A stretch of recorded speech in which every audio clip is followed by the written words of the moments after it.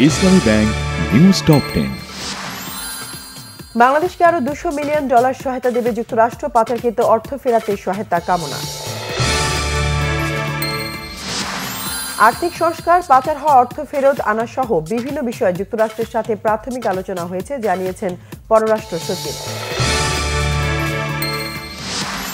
সংস্কারের পাশাপাশি নির্বাচনকে সর্বোচ্চ গুরুত্ব দেওয়া প্রয়োজন অন্তর্বর্তী সরকারকে, বলেছেন মির্জা ফখরুল ইসলাম আলমগীর। ঐক্যবদ্ধভাবে শক্তিশালী গণতন্ত্রের অঙ্গীকার বিএনপির ভারপ্রাপ্ত চেয়ারম্যান তারেক রহমানের, বলেন রাষ্ট্র মেরামতের ভিত্তি হবে অবাধ ও নিরপেক্ষ নির্বাচন। যত ধরনের সংস্কার দরকার সবই চান বৈষম্য বিরোধীরা, সচল করতে হবে রাষ্ট্রের প্রতিষ্ঠানগুলোকে, বলেছেন ডক্টর ইফতেখারুজ্জামান। আদাবর থানার পোশাক শ্রমিক হত্যা মামলায় সাবেক জনপ্রশাসন মন্ত্রী ফরহাদ হোসেন 5 দিনের রিমান্ডে। শিল্পাঞ্চল আশুলিয়ায় খুলেছে সব পোশাক কারখানা, তবে কয়েকটি কারখানায় আজও শ্রমিকদের কর্মবিরতি।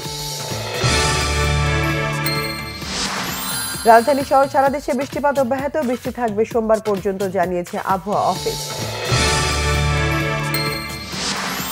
মিয়ানমারে ঘূর্ণিঝড় ইয়াগির প্রভাবে সৃষ্ট বন্যায় প্রাণহানির সংখ্যা বেড়ে 74, নিখোঁজ 89 জন। চোট কাটিয়ে মাঠে ফিরে মেসির জোড়া গোল, মেজর লিগ সকারের ইস্টার্ন কনফারেন্সের শীর্ষে ইন্টার মায়ামি।